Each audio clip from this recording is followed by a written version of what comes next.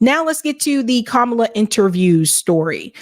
Kamala Harris recently had an interview with Charlamagne the God, and she had an interview on Fox News. We're going to go through both of those, couple of highlights, and we're going to start with this one here from Charlamagne. This is the question about how she felt about Barack Obama waving his finger at Black men about not supporting Kamala Harris. Listen to this, guys. But I do want to say, President Obama was out there last week waving his finger at Black men. When are Liz Cheney and Hillary Clinton going to wave their finger at white women? When are Bill Clinton and Joe Biden going to wave their finger at white men? Because 52% of white women voted for Trump in 2016. 55% voted for Trump in 2020. They all voted against their own interests. When the finger waving going to start at them? So I'm going to go ahead and give some credit to Charlamagne the God for that one, because I was surprised that he did ask that question. I know he likes Kamala. He endorsed Kamala Harris in 2020 when she was in the Democrat primary, when she was running for president. So I know that he likes her. So I was surprised that he asked that question, but it is a good question. Well, thank you for highlighting that. I do have the support of over 200 Republicans who worked for various administrations, including everyone going back to Ronald Reagan, to the Bushes, to John McCain and Mitt Romney, and including Liz Cheney. And I'm very proud to have her support. And I believe that many of them who may have voted for Trump before are supporting me because they know the stakes are so high in terms of our very democracy and rule of law. And so the finger wagging should start today or tomorrow. Well, I think what is happening is that we are all working on reminding people of what is at stake, and that is very important. But I do want to say, so long story short, Kamala Harris didn't answer the question. How do you feel about Barack Obama waving his finger, wagging his finger at Black men for not supporting you the way that they supported him? She didn't answer the question. She dodged it, which is something that she's been doing quite some time, right? Because she doesn't want to, here's the thing, she doesn't want to criticize Barack Obama. That's what that is about. She didn't even ask the question about why aren't they waving their finger at white voters who are not supporting you? Then we get to the part about reparations. Oh my God. Charlamagne the God is asking her, what is her stance on reparations? My question to you is, what's your stance on reparations? We all know that America became great, off the backs of free Black labor. How progressive are you on making it a priority and righting America's wrongs? It's understood that you are running for president for all people of America. Asking for specifics for Black communities doesn't mean don't do for others, but Black Americans are heavily asked to vote Democrat in every election for over half a century with very little in return. What are your plans to address these very important issues and change that narrative? Thank you, Zeke. I appreciate that. Thank you. And thank you for your work. So to your point, yes, I am running to be a president for all Americans. That being said, I do have clear eyes about the disparities that exist and the context in which they exist, meaning history, to your point. So my agenda, well, first of all, on the point of reparations, it has to be studied. There's no question about that. Pause. What I tell you? What did I tell you about studies? Anyone telling you that we need a study on reparations, and not just reparations, other options as well, but particularly reparations, they're not really trying to pass reparations because the study has already been done. Dr. Sandy Darity has been on this show. He's been on Bad Faith. He's been on a number of podcasts to talk about his research. He wrote a whole book about it called From Here to Equality. The study has already been done. Let me explain something to you guys. Whenever you hear politicians say that we need a study or we have this bill, it needs to be studied, that is where legislation goes to die. Oftentimes when a bill or piece of legislation goes to a study, there's no study being done. It's just a room that you send it to just rest, relax, and never to be seen from or heard again. This is the same thing like HR 40. This bill, they say, oh, we got the reparations, HR 40, which HR 40 is not actual reparations. But the reality is, like, that's what that actually means. And it's something that politicians say to get you to understand, oh, I agree with it, and to make you think they're going to do something, but they're not going to do anything with it. There needs to be a study. And by the way, some people are freaking out on social media and said, oh my God, she said reparations. She said a study. Oh my God. She said that in 2020. When she ran for president in 2020, first town hall, she said, yeah, reparations needs to be studied. How quickly people forget. So some people are dancing saying, yay, she's pro reparations. No, she's pro study, which means ain't nothing going to happen, boo. We can't keep falling for the okie doke. Okay. I'm not going to let you guys fall for it. And I've been very clear about that position. In terms of my immediate plan, I will tell you a few of the following. One, as it relates to the economy, which is a lot of what you have addressed. Look, I grew up in the middle class. My mother, worked hard, raised me and my sister. And by the time I was in high school, she was able to afford our first home. There we go again with, I grew up in a middle class family. Reparations has nothing to do with class. Reparations is a debt that is owed. So what I've noticed with Kamala Harris is when she runs out of things to say, it's, I grew up in a middle class family. I saw there were kids on TikTok making fun of this, by the way, making fun of the I grew up in a middle class family. So it's bad when children know what you're doing. I said, I know they don't have these kids on here making fun of this. And then there's this part here that I also want to highlight. This is a caller. So someone called in, again, this was town hall style. Someone calls in and they're going to ask Kamala Harris, you guys giving all this money to Ukraine and to Israel. What about us here in America? That will determine whether or not I will support you. Listen to what Kamala Harris says. Take some calls. Let's take some, not calls. Let's go to the talkback feature. My question for Kamala is, why are we, and I say we because my tax dollars is sending the money. Hold up. The way that she started this off, listen. Take some calls. Let's take some, not calls. Let's go to the talkback feature. My question for Kamala is, why are we, and I say we because my tax dollars is sending the money. Come on, guys. We all know we had this friend. That would say, my question is, we all had that friend. I love it. She didn't hold back. Why are we sending money to other countries when we desperately need it in our own country for homeless, housing, resources, for whatever? That is my determining factor if I vote for Kamala or not. That's one of the reasons the America First rhetoric resonates, because nobody in America would complain about where money was going if American citizens' everyday needs were being met. So what do you say to that? So there's Charlamagne the God there to let her know that everyday Americans' needs are not being met. Now, you heard what the caller said. Listen to what Kamala Harris says. We can do it all, and we do.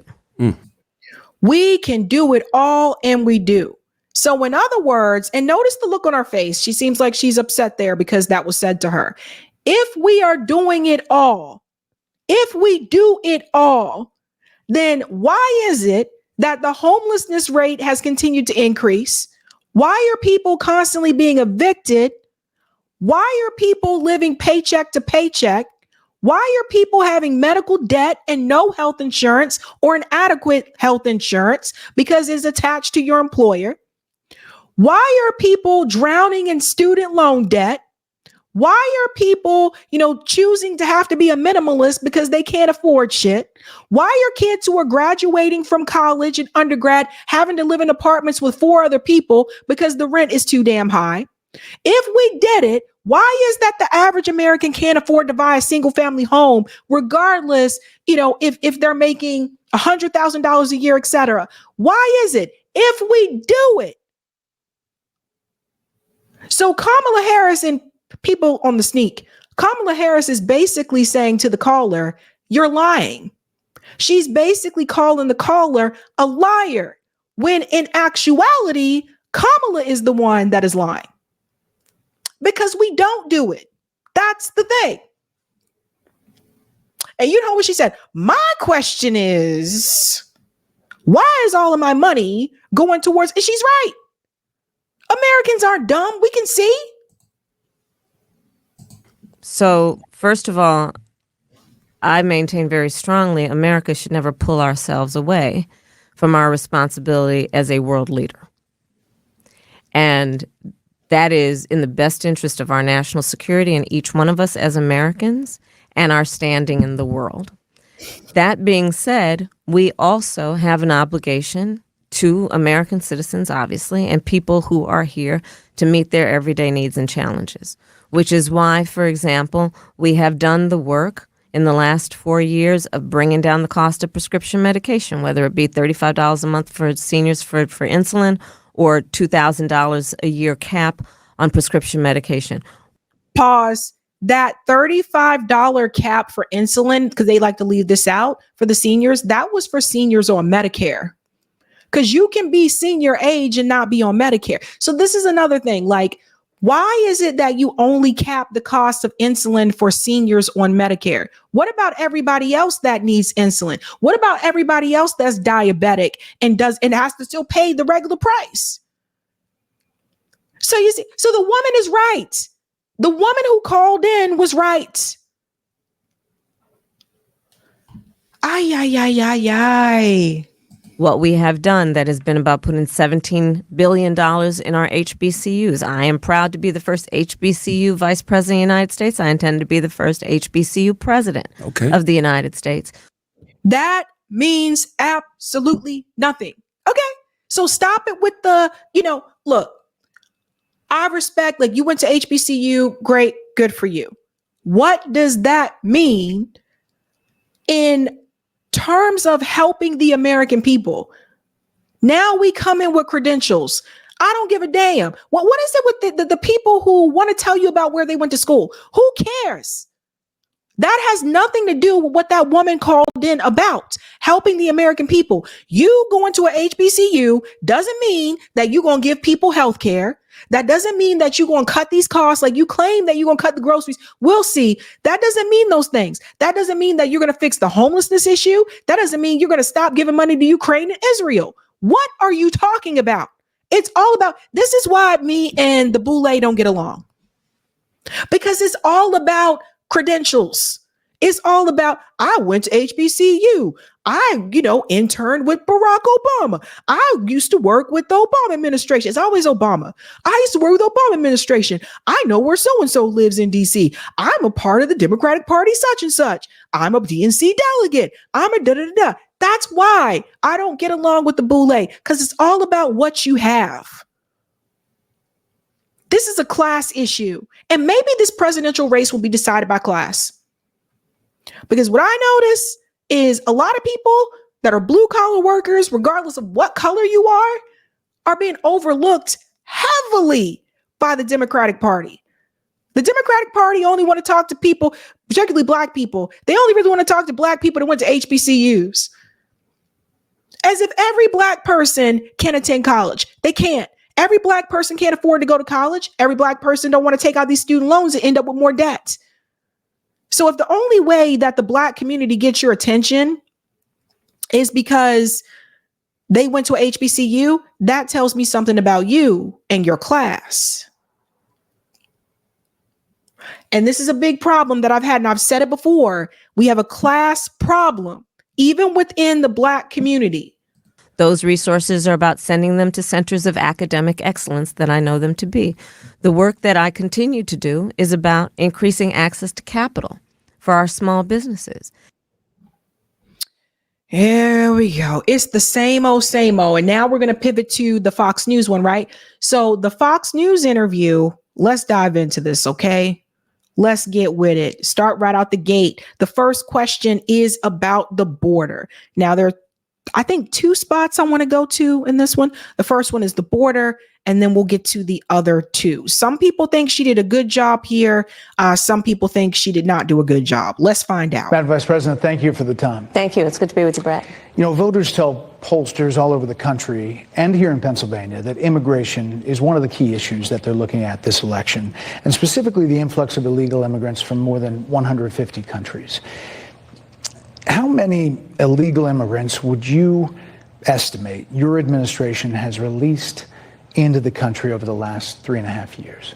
Well, I'm glad you raised the issue of immigration because I agree with you. It is a topic of discussion that people want to rightly have. And you know what I'm going to talk about. Yeah, but right do you, now, just a number. Do you think it's 1 million, 3 million? Brett. This is Brett trying to get Kamala Harris just to get to the answer the question, right? Like he asked about the number. So Kamala Harris is going to do the word salad. She's going to have a video essay, right? So she's going to do a video essay because she don't want to answer that question. Let's just get to the point.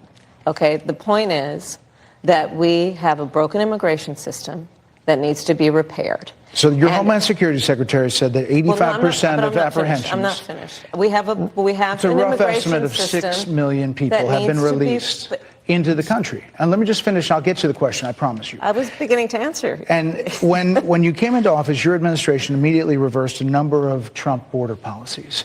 Most significantly, the policy that required illegal immigrants to be detained through deportation, either in the U.S. or in Mexico. They kept those kids in cages, though. I noticed Brett didn't mention that. They continued to have kids in cages, though. And you switched that policy. They were released from custody awaiting trial. So instead, included in those were a large number of single men, adult men, who went on to commit heinous crimes. So looking back, do you regret the decision to terminate Remain in Mexico at the beginning of your administration? At the beginning of our administration, within practically hours of taking the oath, the first bill that we offered Congress, before we worked on infrastructure, before the Inflation Reduction Act, before the CHIPS and Science Act, before the bipartisan Safer Communities Act, the first bill, practically within hours of taking the oath, was a bill to fix our immigration system. Yes, ma'am. It was called the U.S. Citizenship Act of 2021. Exactly. It was essentially a pathway to citizenship for the... Yes, ma'am. May I finish responding, please? But you have to let me finish, You please. had the White House and the House and the Senate, and they didn't bring up that bill. I'm in the middle of responding to the point you're raising, and I'd like to finish. Yes, ma'am. So that's a good point that he mentioned there. And by the way, I do not like Fox News at all. But that was a good point that he mentioned about you had the White House, the House, and the Senate. Listen to what she says. We recognized from day one that, to the point of this being your first question, it is a priority for us as a nation and for the American people. And our focus has been on fixing a problem. And from day one, then, we have done a number of things, including to address our asylum system and put more resources, getting more judges, what we needed to do to tighten up penalties and increase penalties for illegal crossings, what we needed to do to deal with points of entry between border entry points. That's the work we did, and we worked on supporting what was a bipartisan effort, including some of the most conservative members of the United States Congress, to actually strengthen the border. That border bill would have put 1,500 more border agents at the border, which is why I believe the Border Patrol agents supported the bill. It would have allowed us to stem the flow of fentanyl coming into the United States, which is a scourge affecting people of every background, every geographic location in our country, killing people. It would have allowed us to put more resources into prosecuting transnational criminal organizations, which I have done as the Attorney General, former Attorney General of a border state. Madam Vice President, a couple of things. Prosecuted trafficking of drugs, guns, and human beings. And Donald Trump, but let me just finish. 6 Democrats voted against that bill. Learned about that.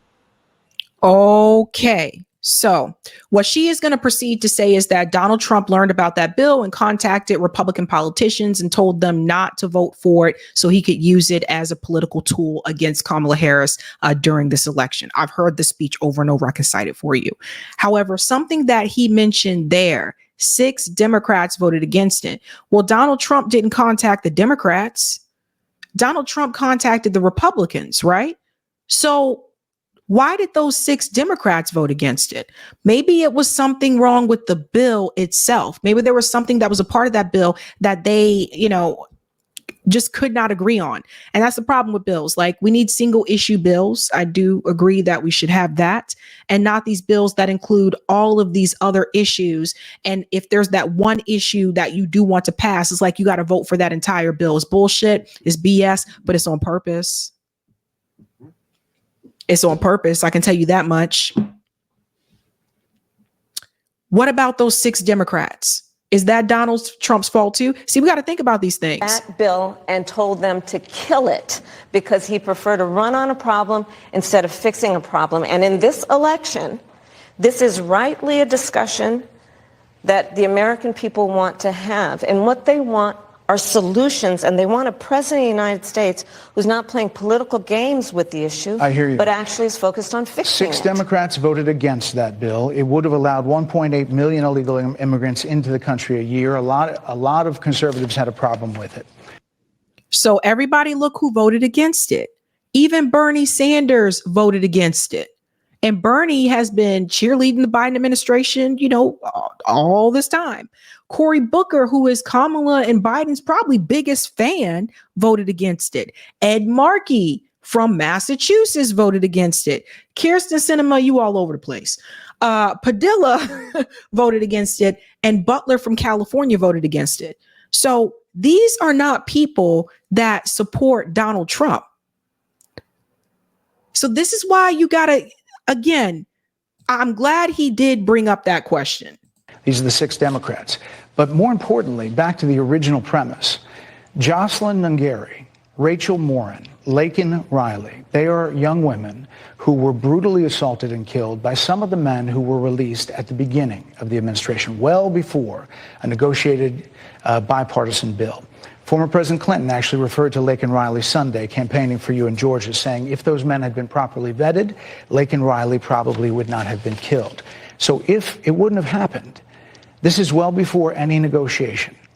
This is well before Donald Trump got involved in the politics. This is a specific policy decision by your administration to release these men into the country. So what I'm saying to you, do you owe those families an apology? Let me just say, first of all, those are tragic cases. There's no question about that. There is no question about that. And I can't imagine the pain that the families of those victims have experienced for a loss that should not have occurred. So that is true. It is also true that if a border security had actually been passed 9 months ago, it would be 9 months that we would have had more border agents at the border, more support for the folks who are working around the clock trying to hold it all together. Madam Vice President. To ensure that no future harm would occur. And this election in 20 days will determine whether we have a president of the United States who actually cares more about fixing a problem, even if it is not to their political advantage in an election, because there was a solution, Brett. Madam Vice President, it was a policy decision in the early part of your administration. I will let one of the mothers talk about it. Take a listen. Because of the Biden-Harris administration open border policies catch and release, they were enrolled in the Alternatives to Detention program. This meant that they were released into the United States. It was not even a full 3 weeks later that they would take my daughter, Jocelyn Nungari's life. I believe the Biden-Harris administration open border policies are responsible for the death of my daughter. That's the early days. So do you owe them an apology is what I'm saying. I will tell you that I am so sorry for her loss. I'm so sorry for her loss. Sincerely. But let's talk about what is happening right now with an individual who does not want to participate in solutions. Let's talk about that as well. But do you want to answer in all her? fairness, I told you, I feel awful for what she and her family have experienced. During that time, you said repeatedly that the border was secure. When in your mind did it start becoming a crisis? I think we've had a broken immigration system transcending, by the way, Donald Trump's administration even before. Let's all be honest about that. I have no pride in saying that this is a perfect immigration system. I've been clear, I think we all are, that it needs to be fixed. We need more. I was just down at the border talking with border agents, and they will tell you, and I'm sure you probably, I know you investigate and you are a serious journalist. They will tell you, we need more judges. We need to process those cases faster. We need the support for those cases that should be prosecuted. They need more resources, and Congress ultimately is the only place that's going to get fixed, Brett. Well, Pause, because she gave away the game. And this is what I've been telling people before. A lot of times when these candidates are running for president, they have a number of policies that they say that they are going to get done. And what you have to remember is that it is important to push those presidential candidates on what can they do by executive order. Out of this list of policies that you gave me, what could you do on day one by executive order? Because a lot of the things that they mention has to be done by the approval of Congress. And so what I've noticed with Kamala Harris in particular is that she'll tend to say, I'm going to do this. I'm going to give people $25,000 down payment. Those things have to be approved by Congress, which is not going to get. And so this is how it works, people. They know. They run on things they know is not going to pass instead of running on things that they can do by executive order. That's what they do. And one of the things I noticed that Jill Stein has done, like she's focusing on, this is what I can do by executive order. She had told people what I can do by executive order. She'll tell you. But Kamala's not doing that.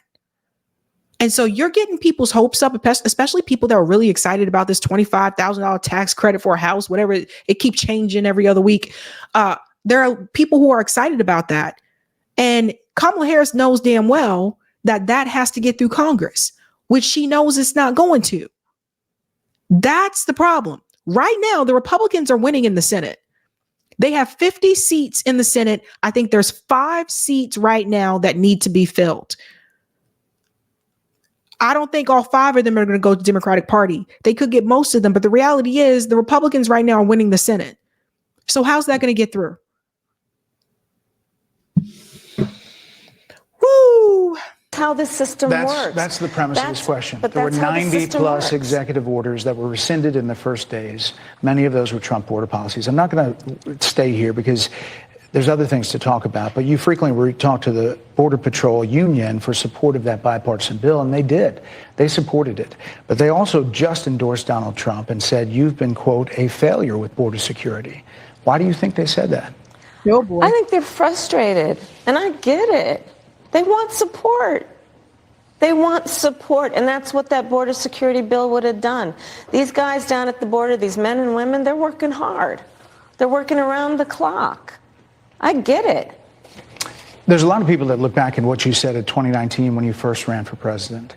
And there have been changes, and you've talked about some of them. When it comes to immigration, you supported allowing immigrants in the country illegally to apply for driver's license, to qualify for free tuition at universities, to be enrolled in free health care. Do you still support those things?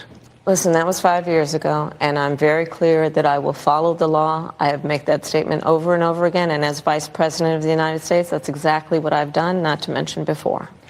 If that's the case, you chose a running mate, Tim Walz, governor of Minnesota, who signed those very things into state law. So do you support that? This interview, really, I bet you when she got home after this interview, she probably had a drink. What do you guys think? She probably had a drink when she got home. We are very clear, and I am very clear, as is Tim Walz, that we must support and enforce federal law, and that is exactly what we will do. So decriminalizing border crossings, like you said in 2019. I do not believe in decriminalizing border crossings, and I've not done that as vice president. I will not do that as president. So these are evolutions that you've had. But let's be very clear. I'm the only person who's running for president who has prosecuted transnational criminal organizations, from the Sinaloa cartel to the Guadalajara cartel to people who have trafficked in guns, drugs, and human beings. I have spent a significant part of my career going after people who present a threat to the safety of the American people. You have spent a significant part of your career arresting Black men, using prison labor in California. You overpacked the jails so bad that the federal judge had to tell you that your prisons were overcrowded. You spent part of your prosecutor career arresting parents for truancy, adding to the school to prison pipeline system.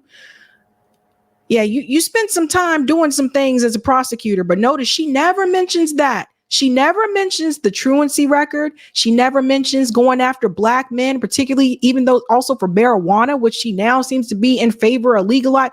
Like, she never mentions those things. She's just like, I attacked those gangs at the border. You attack Black people too. A lot of Black people. Aye. And cross our border with the intent of doing us harm, and cross our border illegally. And I will do that work as vice president. I take that work quite seriously. This is a time when voters, especially here in Pennsylvania, are inundated with commercials and ads. They just want it to stop because it's every commercial. But many of them add noise, but a few of them seem to break through. This particular one from the Trump campaign has gotten a lot of attention. Kamala supports taxpayer-funded sex changes for prisoners. Surgery. For prisoners. For prisoners. Every transgender inmate in the prison system would have access. So are you still in support of using taxpayer dollars to help prison inmates or detained illegal aliens to transition to another gender? I will follow the law. And it's a law that Donald Trump actually followed. You're probably familiar with, now it's a public report, that under Donald Trump's administration, these surgeries were available on a medical necessity basis to people in the federal prison system. And I think, frankly, that ad from the Trump campaign is a little bit of like throwing stones when you're living in a glass house. The Trump aides say that he never advocated for that prison policy and no gender transition surgeries you know what, you got to take responsible for what happened in your administration. Yeah, no surgeries happened in his presidency. It's in black and white. Would you still advocate for using taxpayer dollars for gender reassessment surgeries? I will follow the law, just as I think Donald Trump would say he did. You would have a say as president. Like I said, I think he spent $20 million on those ads trying to create a sense of fear in the voters because he actually has no plan in this election that is about focusing on the needs of the American people. Whereas, at $20 million on that ad, on an issue that, as it relates to the biggest issues that affect the American people, it's really quite remote. And again, his policy was no different. Look at where we are, though. They say on plans for the. So this part was really interesting because she calls out how much money that was spent on an ad, but both parties spent a lot of money on ads. I mean, come on. It's just, this is something that they both do. But the thing is, you can't get mad, Kamala, when someone uses your own words that you said against you when they're running against you as an opponent. So if you didn't agree with what you said, then just say you don't agree. But why did you say it if you do agree? You see what I'm saying? So like, that's how politics works. You can't get upset when someone takes a video footage of you where you said something that you may not agree with now, but you did say it. That's how politics works. And both parties do that against each other. We're going to fast forward to the 14 mark here because there's something right about here I wanted to get into. Oh yeah. No difference between herself and Biden. I do want to get to this part.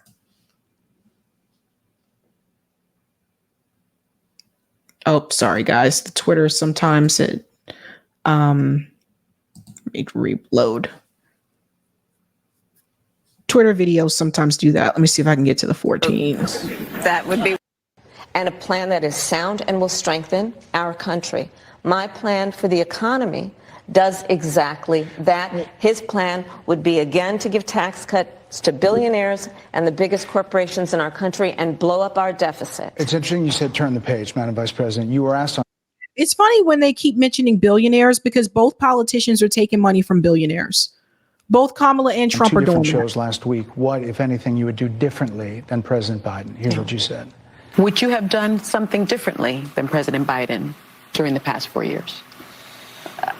There is not a thing that comes to mind in terms of, and I've been a part of most of the decisions that have had impact. Under a Harris administration, what would the major changes be and what would stay the same?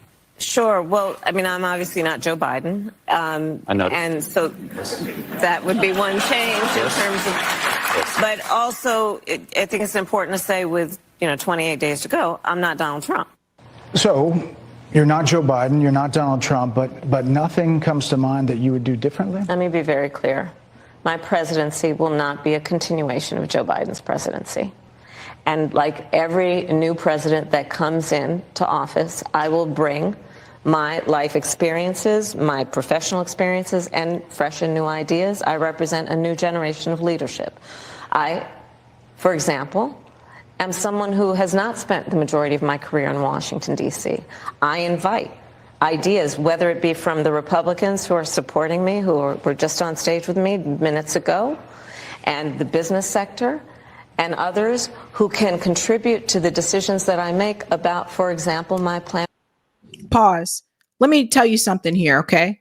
So Kamala Harris is letting you know that she invites opinions and ideas from Republicans and others, but she's not willing to invite ideas from those who are pro-Palestinian activists. She's not willing to hear ideas from those to the left of her. Kamala Harris right now kind of sounds like a conservative. Like, listen to her. She's like, I'm going to be tough on the border, even though she's in that position right now where she could be. She was assigned to the border. She says that I'm going to work along with Republicans. I'm hanging out with Liz Cheney, and I got an endorsement from Dick Cheney, neocon, warmonger, racist Dick Cheney. She's bragging about that. But the DNC wants you to be afraid of Jill Stein and anybody outside of the two-party system because they could give you a Republican presidency, but you literally have Kamala Harris running and adding Republicans to her campaign and telling you to your face that she's going to put Republicans in her cabinet. Do you see why the duopoly is just one corporate party? So she's willing to hear from conservatives. She's willing to hear from others, but not the others like us. She's not willing to hear from progressives. She don't want to hear from socialists, leftists. Her father was a Marxist economist. She doesn't want to hear from those type of people. She don't want to hear from those pro-Palestinian protesters. She apparently don't really want to get down with regular black people like that either. It's all about the HBCU crowd.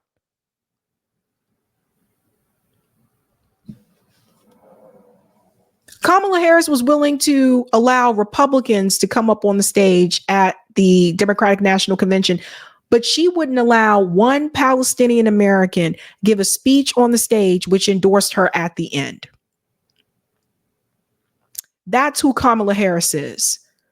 She tells you she's not going to be a continuation of Joe Biden. She is going to be a continuation of Joe Biden. You know how I know? Because when I went through her policy platform, I showed you guys a lot of that stuff came from Joe Biden's website.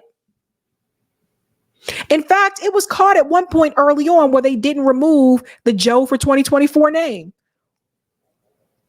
This stuff isn't new. They just recycled what Joe Biden was going to run on for 2024, where they had started drafting with this website, and put Kamala Harris's name on it. You think she came up with this stuff on her own? She ain't come up with this on her own. Come on.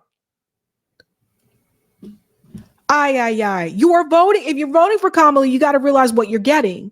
You're getting a female tan Biden in a wig. That's what you got. And for increasing the supply of housing in America and bringing down the cost of housing.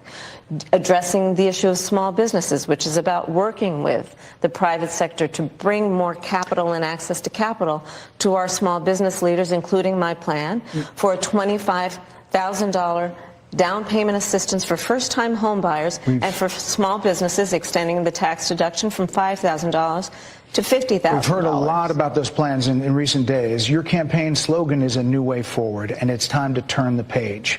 You've been vice president for 3.5 years. So what are you turning the page from? Well, first of all, turning the page from the last decade in which we've been burdened with the kind of rhetoric coming from Donald Trump that has been designed and implemented to divide our country and have Americans literally point fingers at each other. Rhetoric and an approach to leadership that suggests that the strength of a leader is based on who you beat down instead of what we all know. The strength of leadership is based on who you lift up. The strength of an American president, which is one who understands that the vast majority of us have more in common than what separates us. Madam Vice President, more than 70% of people that is tell about turning the pollsters- page on rhetoric that people are frankly exhausted of, Brett. More than People are 70% of people exhausted. tell the country is on the wrong track. They say the country is on the wrong track. If it's on the wrong track, that track follows 3.5 years of you being vice president and President Biden being president.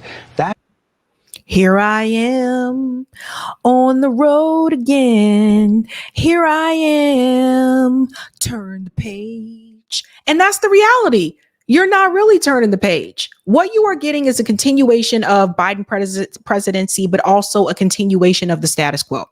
It is what is digestible for the Democratic Party and also digestible for, some of the mainstream Republicans that have openly supported Kamala Harris as well. That's what you're getting. So, people aren't stupid. And I think a lot of Americans do realize that. They just don't want Donald Trump. And that's the thing. A lot of people that are supporting Kamala Harris may not necessarily be crazy about her platform or lack thereof, some may say. Some of them are just supporting her because they don't want Donald Trump. And Kamala Harris knows that. That's why she doesn't have to be a change candidate. You think about that. When was the last time we had someone running as a change? Bernie Sanders was running as a change candidate. Change candidate. She doesn't have to do that because the competition is Donald Trump. Now imagine if Donald Trump didn't win that nomination, right? What if Nikki Haley would have won that nomination? Then she would have to be a change candidate. You see what I mean? That is what they're saying, 79% of them. Why are they saying that? If you're turning the page, you've been in office for 3.5 years. And Donald Trump has been running for office. But you've been the person holding the office. Come on.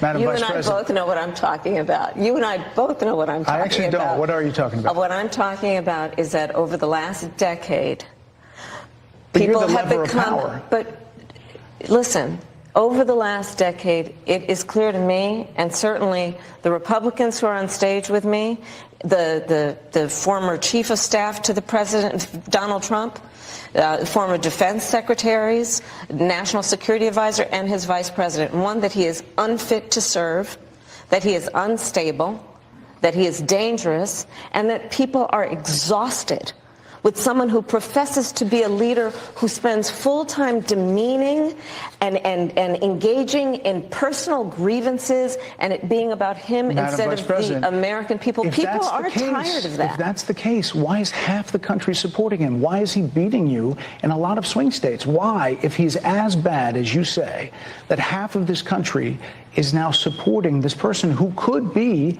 the 47th president of the United States? Why is that happening?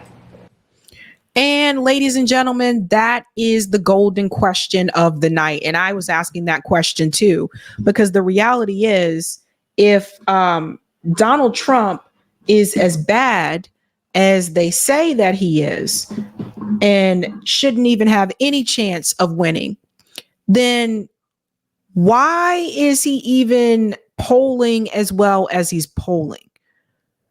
That tells you something about the Biden-Harris administration, When voters tell you their number one issue is the economy, that says something about the current administration with the economy.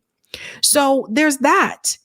And then another thing that I want to bring up as well, which I think we really need to point to, is the fact that how do you win in 2016? You lose re-election, and then you're running again, and it's this close. And that's the thing that, I would love to be a fly on that wall. I would love to be on a fly on that wall and hear what they're talking about behind closed doors, those Democrat strategists, because I'm willing to bet you what they're probably saying behind closed doors versus what they're saying on social media is there's no way in hell it should even be this close. That's probably what they're saying behind closed doors. How the hell is this guy even polling the way that he's polling? Considering, January 6th, et cetera, and the Democrats beat him in 2020. How is it that he's even polling this way? I bet you behind closed doors, there are some difficult conversations that are being had, and it's not what you see on mainstream media. It's not what you're seeing on social media. That's for sure. On social media, they're never going to let you know that things are not too great. So that's something we have to keep in mind. But that is a good question. How is that the case? If he was so bad and you guys are so great, why is it this close? This is an election for president of the United States. It's not supposed to be easy. I know, but It's not supposed to be. It is not supposed to be a so cakewalk. Are they misguided, the 50%? Listen, are they stupid? What is God, it? I would never say that about the American people. And in fact, if you listen to Donald Trump, if you watch any of his rallies, he's the one who tends to demean and belittle and diminish the American people. He's the one who talks about an enemy within, an enemy within, talking about the American people, suggesting he would turn the American military on the American people. Right. So again, after saying all those things, why is he so close to you in the polls? Why is he doing as well as he's doing? What does that say about your administration and this economy? I asked that question to the former president today. Harris Faulkner had a town hall, and this is how he responded. I heard about that. They were saying I was like threatening. I'm not threatening anybody. They're the ones doing the threatening. They do phony investigations. I've been investigated more than Alphonse Capone. He was the greatest gangster. No, it's true. No, but think of it. It's called weaponization of government. It's a terrible thing. So, Brett, I'm sorry, and with all due respect, that clip was not what he has been saying about the enemy within that he has repeated when he's speaking about the American people. That's not what you just showed. He was asked about that No, that's not what you just showed. In all fairness and respect to you, that was the question that we asked him. You didn't show that, and here's the bottom line. He has repeated it many times, and you and I both know that. And you and I both know that he has talked about turning the American military on the American people. He has talked about going after people who are engaged in peaceful protest. He has talked about locking people up because they disagree with him. This is a democracy. And in a democracy, the president of the United States, in the United States of America, should be willing to be able to handle criticism without saying he'd lock people up for doing it. You're one to talk about locking people up. You might want to let that one slide or sit back a little bit. But the reality is, again, according to what she is saying, why is he so close to you? And why is he performing as well as he is performing based on what has been said? What does that say about you? What does that say about your candidacy? That is a problem. And that's the part I think that Brett is trying to pick out. Again, I'm not a fan of Fox News, but what he said there, that's what he's saying. Why is he doing so well? And this is what is at stake, which is why you have someone like the former chairman of the Joint Chiefs of Staff saying what Mark Milley has said about Donald Trump being a threat to the United States of America. He's quoted in the Bob Woodward book that way, yes. Let me ask you this, Madam Vice President. You call Donald Trump. The significance of that. call Donald Trump He's misguided. You say now He's he is unstable. unstable. He is unstable, Brett. He's not well. You say he's mentally not stable. He's not stable. Let me ask you this. You told many interviewers that Joe Biden was on his game, that ran around circles on his staff. When did you first notice that President Biden's mental faculties appeared diminished? Damn. This is why she shouldn't have said, whether you agree with it or not, considering the fact that you're Joe Biden's vice president, probably wasn't a good idea to say that Donald Trump is unstable, considering that Joe Biden is unstable. So what Brett did there, I see what you did, Brett. What Brett did there is he like, you know what? Let me ask her how long she knew that Joe Biden was unstable. I mean, it's got to be difficult. It's got to be difficult because the thing is, again, like, how can you, being a part of the Biden administration, there was a poll that was done when Biden dropped out of the race. And the poll said that the majority of, I guess, Democrat voters feel that Kamala Harris knew all along. There was a poll for that, right? So he's trying to turn that on her. But I don't even think he's able to ask that question if she didn't say that Donald Trump was unstable, etc. So, Joe Biden, I have watched from the Oval Office to the Situation Room, and he has the judgment and the experience to do exactly what he has done in making very important decisions on behalf of the American people. There were no concerns raised? Brett, Joe Biden is not on the ballot. I understand. And Donald Trump but is. You talked about it. And Donald Trump After George Clooney said within a few minutes of talking to President Biden at a fundraiser that he thought this was not the same Joe Biden that we saw on the debate stage. Donald Trump is on the ballot. I understand. You met with him at least once a week for 3.5 years. You didn't have any concerns? I think the American people have a concern about Donald Trump, which is why the people who know him best, including leaders of our national security community, have all spoken out. Even people who worked for him in the Oval Office, worked with him in the Situation Room, and have said he is unfit and dangerous and should never be president of the United States again, including his former vice president, which is why the job was open for him to choose another running mate. So that is a fact. That is a fact. Madam Vice President. But she didn't answer the question about Joe Biden, right?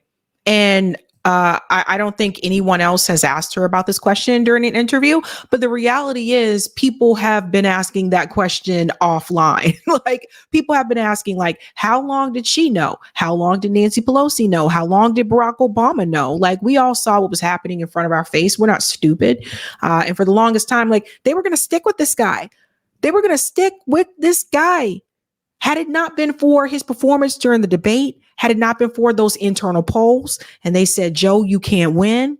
And so they said, you need to step aside. Remember, Joe Biden did not want to step out of the race. He wanted to continue. Remember, he said that he's strong. He said he's fine. Everything's cool. But Barack Obama, Nancy Pelosi, and Chuck Schumer and Hakeem Jeffries got together and told him, you got to go. So that's how that worked out. We'll go on a little bit more here, folks. 2 more things. You were asked on 60 Minutes about the biggest threat that the world faces, that the U.S. faces. This is what you said. Which foreign country do you consider to be our greatest adversary? I think there's an obvious one in mind, which is Iran. Iran has American blood on their hands, okay? This attack on Israel, 200 ballistic missiles. What we need to do to ensure that Iran never achieves the ability to be a nuclear power, that is one of my highest priorities. A number of experts thought you would say China. The FBI director had said that. But you said Iran. If that's the case, what do you say to critics who look at the actions of your administration and say you're not acting like Iran is the #1 threat? Well, I will tell you most recently, whether it was in April or in October, in the several hours on each occasion that Iran posed a threat to Israel. I was there, most recently in the Situation Room, in the most recent attack, working with the heads of our military and doing what America must always do to defend and to support Israel in its requirement to defend itself, and to give American support to be able to allow Israel to have the resources to defend itself against attack, including from Iran and Iran's terrorist proxies in the region. Right. And that but those is, proxies were getting funded my by commitment Iran. to that is unyielding and unwavering. Why do they always say unyielding and unwavering? So Kamala Harris is already like a broken script. I know what you're going to say every time you're asked certain questions. I can probably just start quoting it for you guys. Like unyielding, unwavering. Fuck Israel. You don't even have support that is unwavering and unyielding for us. They don't have support. They don't have unwavering support for us. Does everybody understand this? They want to give you crumbs, give you scraps, but Israel gets whatever it wants. So when it comes to Israel, it's unwavering. It's unyielding. It's ridiculous. Now, let me tell you where Brett messes up here. Because what Brett is doing is he's trying to prove to the audience that Kamala Harris is not pro-Israel enough. That actually helps Kamala Harris, because that can help her with the progressive voters that are still on the fence and are like, I don't know what I want to do because I'm against the genocide in Gaza. I don't want Trump to win, but I feel bad about if I support Biden, Kamala Harris, because they're giving the money and the weapons to Israel to let them do what they're doing. And I'm afraid to vote. I'm thinking about third party, but I don't know. So when Brett tries to prove, and Trump is doing this too, when they try to say that she's not pro-Israel enough or she's like a Palestinian, all that is doing is that can actually help Kamala with the progressives who are on the fence. That's a weird talking point. I don't understand that. They think that that's like a hit. That's a gotcha. It's not. Because remember, there's a significant amount of progressives that don't want to support Kamala Harris because of the genocide. And then there are some that are just kind of on the fence and they're like, I don't know what I want to do. So that could convince some of those that are on the fence. They're like, oh, okay, well, they're proving that she's actually not that pro-Israel, when in actuality, she is. AIPAC doesn't give you money. The Israeli lobby doesn't give you money for you to just be, I'm just okay with Israel. No, they give you that money to be pro-Israel. And that's what she is. So I don't understand this talking point, and I really don't think like that is a win for Trump. I think that's a win for Kamala Harris. Critics just say that you either relaxed or failed to enforce sanctions on Iran, allowing all of this money to flow into Iran, like billions. Let's go back to Donald Trump, who pulled out of a deal that would have actually put Iran in check. The estimates in billions. It was during Donald Trump's that administration that Iran regime that we had an American military base that was attacked. Everybody see what this is all about? Oil. This is what it all comes down to, oil. This is why there's so much turmoil. A part of the reason there's so much turmoil in the Middle East, there's racism too. Let's get it straight. Israel is a racist apartheid state. But at the same time as well, these resources, oil. Imagine if there was no oil in the Middle East. Imagine if there were no resources in the Middle East that could be exploited. And I wonder what the lives would have been like for other Muslims in that region had there not been resources that could be exploited. Makes you wonder. We'll go ahead and wrap it up here. Where American soldiers suffered traumatic brain injuries and Donald Trump dismissed them as headaches, not to mention how Donald Trump has treated and talked about America's military and military service people, calling them suckers and losers, Hamas, has diminished the significance. We're talking over each other. I apologize. I would like that we would have a conversation that is grounded in full assessment of the facts, which includes, I think this interview is supposed to be about the choices that your viewers should be presented about this election and the. So that's when they were wrapping up, because this is something that he said here. Apparently, I guess she was late to the interview, and then I guess he said he was pressed for time. Dana, you've been on the other side. You've been on the rapper as a press secretary interviewing a president. And, you know, I'm talking like 4 people waving their hands like it's got to stop. So, Martha, I had to dismount there at the end. There's so many things, and she maybe should do more of these. Well, I think so. Yeah. So apparently there was something there that was happening towards the end of the interview, where I guess they were trying to tell him they got to go or something like that. So there's that as well. All in all, I think that those interviews with Kamala Harris, I think she needs to tell people the truth about the economy. Like, stop lying to when people call in, stop lying and saying, oh, we do help Israel and Ukraine, but we're also taking care of Americans too. You're not. Just admit that there's work that needs to be done. The problem for Kamala Harris is that she's a part of the current administration. Had it have been someone that ran in that spot like Gavin Newsom, which I heard behind the scenes, I guess he was kind of butthurt. But had it had been someone like Gavin Newsom, whose name was floating around for quite some time, he wouldn't have had the same issue that Kamala has with the Gaza issue or with the economy or anything the Biden administration did, because he wasn't a part of the current administration. Now, you can still point fingers at him for how he's screwed up things in California economically, but I think he would have had an easier time. And I think that's why people were kind of pushing him, like floating his name around out there. Yeah, buddy. Crazy times.